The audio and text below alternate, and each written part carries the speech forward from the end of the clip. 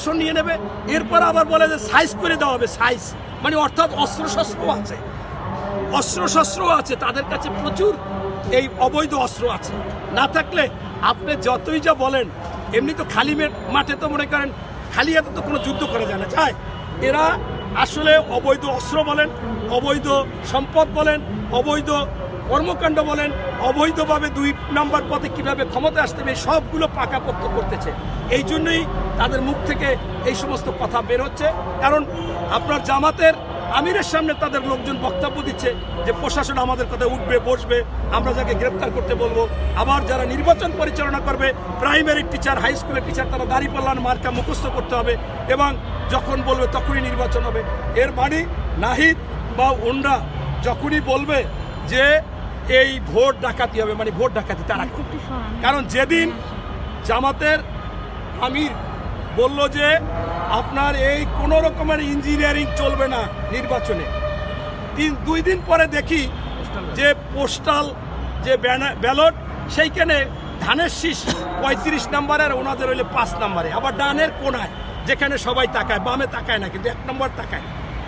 এরপর আবার নির্বাচন কমিশন থেকে বলল কি এটা বর্ণমালা অনুযায়ী, বর্ণমালা কি ওই হাঁটুভাঙ্গা ধ দিয়ে শুরু হয়েছে নাকি অ দিয়ে শুরু হয়েছে? অ দিয়ে যদি শুরু হয় তাহলে দাঁড়িপাল্লা থাকে 59 নম্বরে, কারণ অতে কোনো মার্কার নাই, হাতে আছে আপেল, আনারস, আম, আলমারি, এরকম মার্কা ইগল টিগল হতে হতে স্বরবর্ণ শেষ হইয়া ব্যঞ্জনবর্ণ, এরপর হলে হাঁটুভাঙ্গা ধর কান্দেবাড়ি দা পাশাপাশি, অর্থাৎ আগেই নিজেরা ইঞ্জিনিয়ারিং করেছে, কইরেই যাতে কেউ কিছু না বলতে পারে।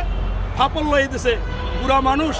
আসলে তো আমাদের মুক্তিযোদ্ধা ফজলুর রহমান বলছিল যে ওই দাড়ি পাকা হইলে কি বুড়া না, ও আমার কাছে শিশু। হ্যাঁ, আর দাড়ি পাকাই টাকাই জনগণকে বুঝাচ্ছে যারা জাসদ করে আসছে। আপনি চিন্তা করেন তারা কত ধরনের ফতুয়া দিয়েছে। আজকে কিন্তু বাংলাদেশে স্পষ্ট যে তারা আসলে ইসলামিক কোনো দল না, ইসলাম কায়েম করতে চায় না। এই 4-5টা উদাহরণে আপনারা পেয়ে গেছেন, যেটা জামাতের নায়েবে আমির বলছে আমেরিকার সাথে, আবার এই ভারতের সাথে বসতেছে। আবার ওনাদের কৃষ্ণনন্দী বলে যে আমি এই জনসভায় বললাম, যে বলবে সে ফাউল, সে খারাপ। জামাত কোনো মুসলিম দল না, এটা সকল দলের সমন্বয়ের দল। জামাত কোনো ইসলামিক দল না, এটা সবসময় গণতান্ত্রিক দল। অতএব এইটা কিন্তু বলতেছে, আসলে এইটাই তাদের মনের কথা। কিন্তু মানুষকে, যে মানুষ যাতে তুষ্ট হবে সেইটা তাদেরকে দিয়ে, সেইটা খুশি করে তারা ভোট নিতে চায়। সর্বশেষ আমি বলবো যে আপনাদের মাধ্যমে সারা বাংলাদেশে বিএনপির নেতা কর্মী সমর্থক প্রার্থী যারা নির্বাচন পরিচালনা করবেন, আপনারা এখনই ওই বোরকা পরে পরে পরে পরে যারা যাচ্ছে তাদের পাশে আপনারাও শুরু করেন যাওয়া।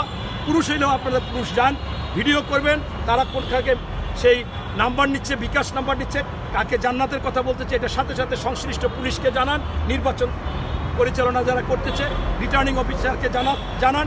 আপনি লিখিত জানাতে হবে, লিখিত জানাই নিয়ে আসবেন। এটা ছাড়া বিকল্প নাই। তাদের গভীর ষড়যন্ত্র করতেছে এবং তারা যেখানে সুবিধা পাবে, বাংলাদেশের নারী হচ্ছে সহজ সরল ভালো মন মায়ের জাতি, সেই মায়ের জাতিকে তারা বেছে নিয়ে টাকা পয়সা দিয়ে বিভিন্ন রকমের এক একজনের 2000-3000 টাকা দিচ্ছে, তারা মনে করতেছে ভালো কাজ, বোরকা দিচ্ছে। তাই আমি এর মধ্যে একটা টক শোতে বলছিলাম যে এদের 1-2 কোটি বোরকা বানানো হয়ে গেছে।